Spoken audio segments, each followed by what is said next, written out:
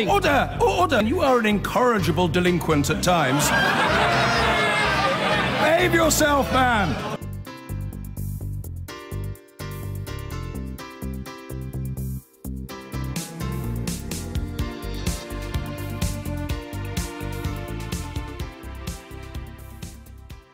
Hello and welcome to the London part of the show. I'm Jo Coburn and I'm joined for the duration by Sarah Jones, Labour MP for Croydon Central, and Bob Stewart, Conservative MP for Beckenham. Welcome to both of you. Thank you. Thank you.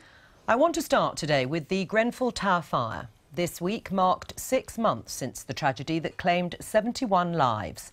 A multi-faith memorial service was held at St Paul's Cathedral. It was attended by survivors of the fire, people from the emergency services and members of the royal family and the Prime Minister, Theresa May. Survivors also delivered a petition to Number 10 calling for Mrs May to appoint people with an understanding of the local community to assist the chairman of the panel inquiry, Sir Martin Morbick.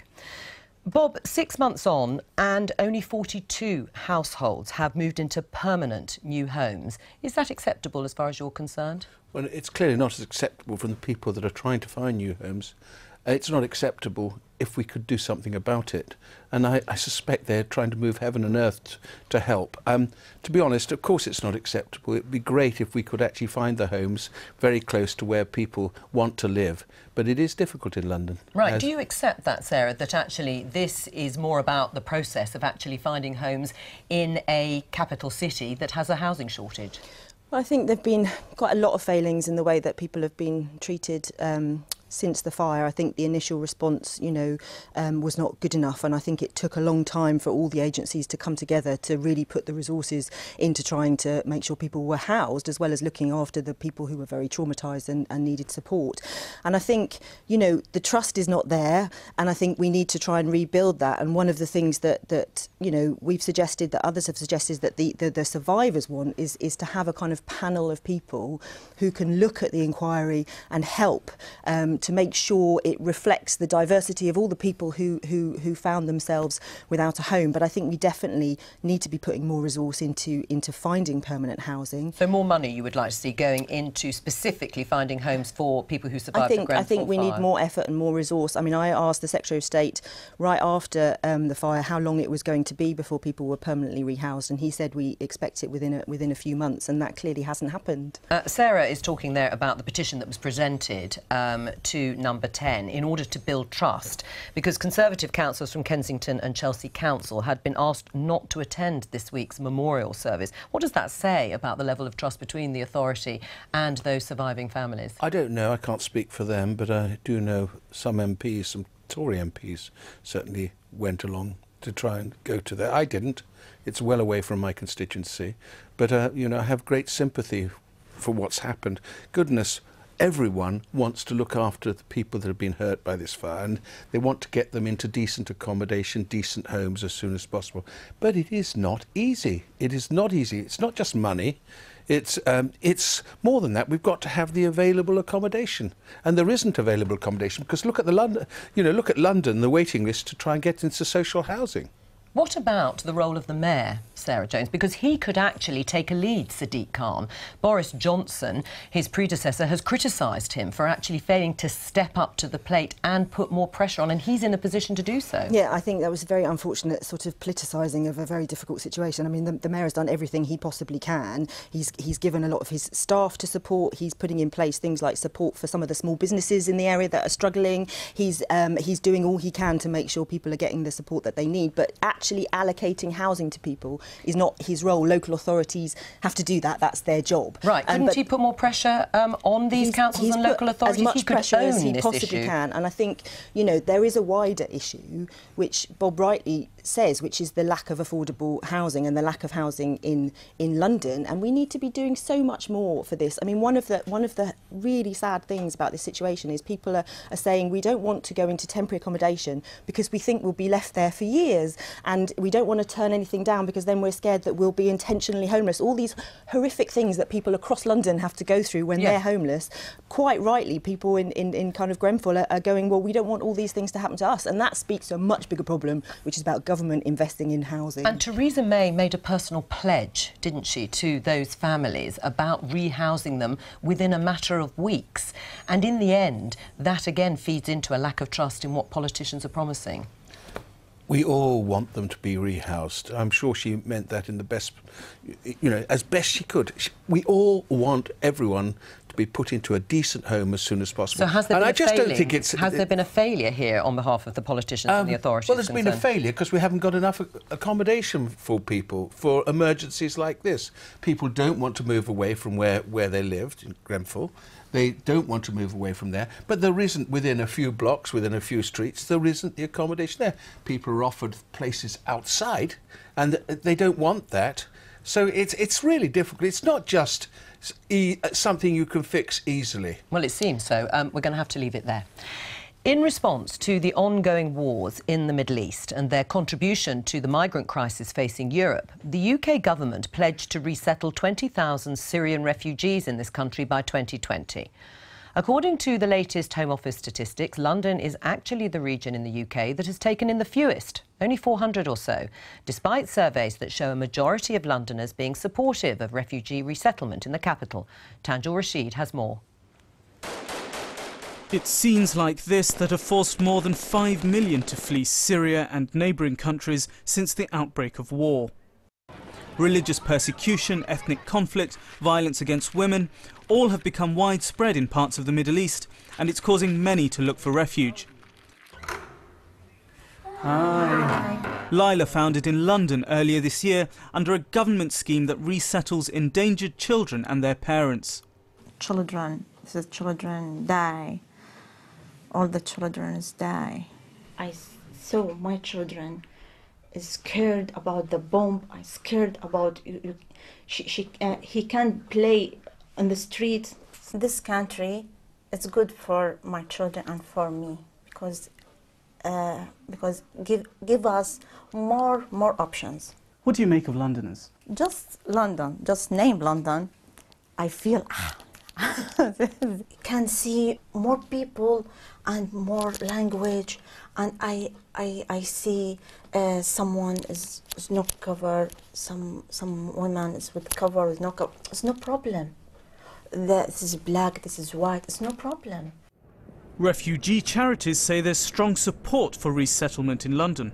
The population of London, they are desperate to welcome refugees. We see it every single day with people wanting to volunteer for us, and they're calling on their local authorities to do all they can to resettle refugees into our wonderful capital. The government is pledged by 2020 to take in 20,000 refugees from Syria. So far, about half that number have been accepted, with London actually taking in the fewest, only 400. About half the local authorities in London haven't taken in a single refugee under the main scheme for refugee resettlement. Council say it's because existing pressures on housing make it more difficult in the capital than elsewhere.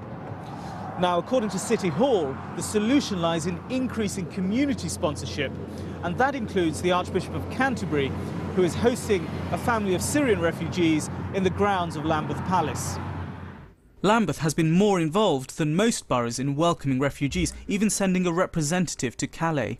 We've worked very closely with the community, in particular Lambeth Citizens Group, and as a result of that we've been able to manage to source housing that otherwise would have been unavailable for us, and it's because of that, I think, that we've been able to make sure we've got more refugees come over to the country. Why is the London Borough of Lambeth devoting resources to the resettlement of refugees when there is such a shortage of housing for those who are already living here?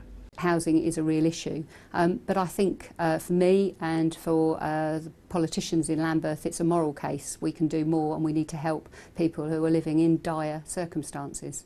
However, writer Douglas Murray isn't convinced that resettlement in London is the best way to help. It costs around 100 times as much to look after a migrant, an asylum seeker, in Europe, in a country like Sweden or a country like Britain, than it does to pay for them to remain in, for instance, Jordan, Lebanon, Turkey. We might feel that we can pat ourselves on the back for looking after 400 asylum seekers here, but that 400 asylum seekers could become, 40,000. But Lila and her children are just grateful to be somewhere safe this Christmas. Thank you for giving us the chance, the new life, and Happy New Year. And joining us in the studio is Matthew Ryder, the Deputy Mayor for Social Integration, whose responsibilities include refugee resettlement in the capital. Welcome to the programme. Hi. London politicians like to talk about welcoming refugees, but in your mind, is 400 enough? No. I think it would be really good if we could do more, and I know the councils are doing the best they can.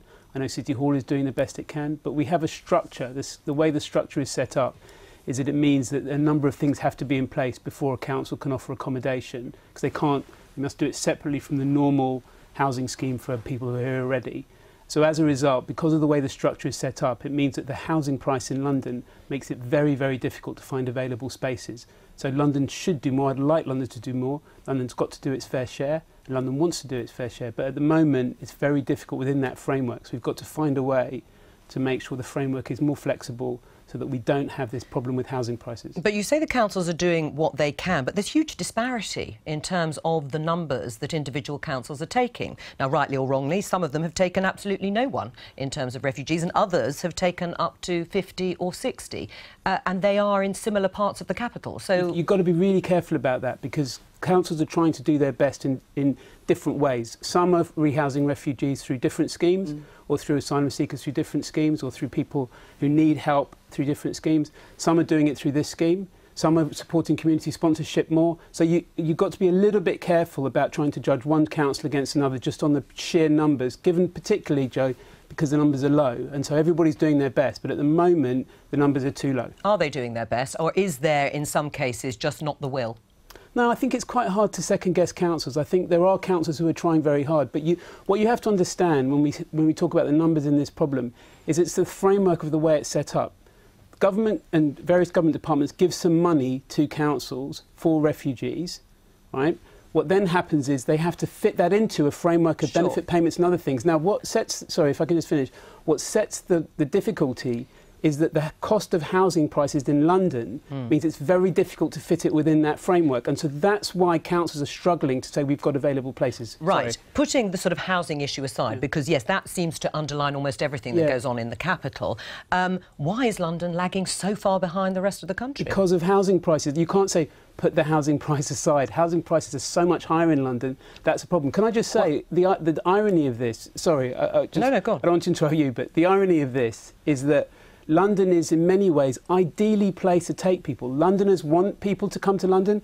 There's jobs here, there's opportunities here, and there's an opportunity for people to feel culturally comfortable in London because it's such a diverse city, 300 languages, etc. Yes, and we heard that in the film. So the problem is we've got this irony that one of the best places to settle people is one of the hardest places to settle people, and we've got to find a way to get that mismatch solved. But then, Sarah, if it is a mismatch, and however welcoming London may be, is it realistic, and is it actually something desirable to want to house more people, refugees coming to this country, when there just aren't the homes? Well, I think the point about which scheme we're talking about is really important here. So Croydon, my borough, has more unaccompanied asylum seekers in it than any other borough by some margin. We have over 400 that we care for, because Luna House, the immigration... zero here on the list in terms of taking refugees. Under that scheme, that's because we have over 400 unaccompanied asylum seeking children. But that's not my question. So my question is it desirable? Is it really, if Matthew has explained it in the way he has, that there is a huge problem because of housing prices, so shouldn't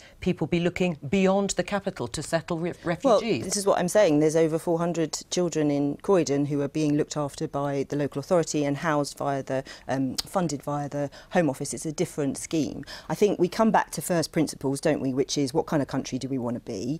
Do we want to welcome people who are fleeing war and violence, who are in fear of their lives? Yes, of course we do. But to the capital? Is that separate from migration and economic migration? Completely, two completely different things. And we're talking about housing vulnerable people, exactly as you say, in a city that actually wants to welcome them. So Right. of course we must do what we can. Should London, taking this all into account, be taking in more refugees? Yes, if it could. But let's just take Bromley. we've got 1,400 people in temporary accommodation at the moment, 3,000 on the waiting list for social housing, another 3,000 waiting to get onto the social housing list. The accommodation is not there. It is very expensive. What Matthew's just said is perfectly neutral and decent and proper. That's he wants to take more people in London, but we just can't do it on the money we've got. And what would it do to community relations? We already hear, and quite often it is used as a bit of a stick to beat authorities with, that there are waiting lists, there are families who've been here a long time already waiting for accommodation, and yet the capital and various authorities are being asked to take more refugees. I think you're misunderstanding the scheme. The scheme is designed to ensure that we put people in housing outside of and away from the normal scheme of housing people already here. So we're not talking about putting people into the ordinary process. What we're talking about... Will people understand that? Well, that's got to be communicated. I'm not sure. Well, that's I'm not your sure job, everybody isn't it? quite well. I don't understand. You mean you've got to find additional housing? Yes, and shall I tell where you are we going to get that additional housing I'll from? tell you that the way it works is that we have community sponsorship and councils trying to find it. What they're trying to do is incentivise private landlords to offer accommodation, usually at a lower rent for a short period of time, to make sure that the pieces can fit in the package that I was talking about. Now, one of the key moments we may come onto, or key points we may come onto it, is community sponsorship. That's a new type of scheme. I mean, maybe and is it working? Well, is it working? Well, it's at a really new stage. It was brought in last year. We've just got funding to have somebody in City Hall who's working on this specific point. We have only 12 organisations so far across the country, 6 of which are in London, 4 of which are faith organisations. But it's a new way of trying to solve this problem by getting communities to come together to fund spaces which wouldn't ordinarily be available. So that's what we need to do, if I may say so, is find the way to communicate that so that people can be reassured they're not bouncing other people out of accommodation. Well, that's good, because that would be together. very difficult for people to understand who are actually being on a waiting list for 3, 4, 5 years. That's why they can be I mean, that is the reassured, problem. I mean, what you're going to say is we're going to find additional accommodation, but it's not available to you, but you're still on the waiting list for the normal accommodation. So would you like to see more of an open door policy when it comes to welcoming refugees to the UK and to London specifically? I think what we need to watch is what happens to all of the other asylum seekers who come not under this scheme as well, because I'm on the Home Affairs Select Committee and we did a report into looking at what happens to you if you come here. And what happens is you're housed in the main by in accommodation that's run by Circa or G4S. Lots of cases of really appalling accommodation, cockroaches, damp, all kinds of horrible things. And you get given food vouchers of £36 a week and you sit there until your asylum claim has been heard. And that, because of the asylum system, it takes such a long time, the Home Office doesn't have the resources to do it, you can be there for 2 years. So would it be better to actually put some resources in housing or settling refugees in the region? I think we're going to welcome people from countries where there's war and where people are fleeing. We've got more people in the world now fleeing and on the move than at any time in the past. So we need to make sure when they come here, we give them, you know, a decent place to stay until the decision is made, and then they can either stay or they have to go back. Matthew, we've run out of time, but thank you very much. Thank you. The second tallest skyscraper in London after the Shard is due to be built in Croydon. The Mayor has given it the green light, but should London be building more high-rise towers? Jerry Thomas reports. This is 1 Lansdowne Road, soon to be hitting the Croydon skyline.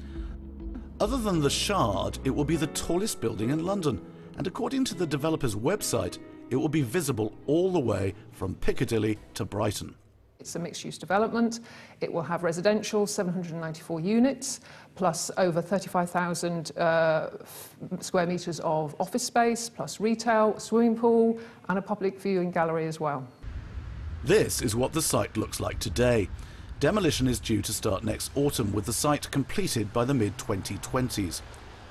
Views from all around the area will be transformed. But of the 794 homes, only 20% will be classed as affordable, well below the Mayor's aim of 50% across London. It isn't acceptable. The Mayor said it wasn't acceptable in his first response to the planning application. What we've seen change since then is a really minor improvement in the level of some of the rents that are being offered in the 20% affordable homes. It's gone down from the old definition of affordable at 80% of market rates to London living rent, which is a third of local wages. Now that genuinely is affordable, but it's a tiny, tiny number of flats in this development. I don't think the Mayor has pushed back enough on this. I think it's a poor planning decision. If you think of all the people living around it in Croydon whose need is proper social rents, council levels of rent. There's none of that in this tower. It's a monument to a bad planning decision, and they're going to have to look at it for many, many years to come. Along with affordability, many Londoners' top concern about housing, in light of the tragedy of Grenfell, is now fire safety. Will Londoners still be happy to live high up in the way they once were? Well, people, rightly so, are concerned about fire in tall buildings. The good thing about Lansdowne is it's a purpose-built residential building. It's over 30 metres, and so it will be required to have sprinklers. And of course, before it gets anywhere close to construction, it will need to have met all the building regulations and be thoroughly assessed by trained building surveyors. While one Lansdowne Road's height will make it unique, it may come to represent a change in the nature of housing across outer London. To deal with the housing crisis, the Mayor wants people to build higher and more densely. So, the future of London's suburbs could well look like this. So, Sarah, it's in your constituency. Sian Berry from the Greens says it's a monument to a bad planning decision. Is she right? I think it's quite an interesting development. Whether it ever gets built, we'll wait and see. But if you look at the context of Croydon, it's a major transport hub. It's a major economic area, has been for many, many years, since medieval times when people came and traded from the coast up to London. So it's going to be a major hub.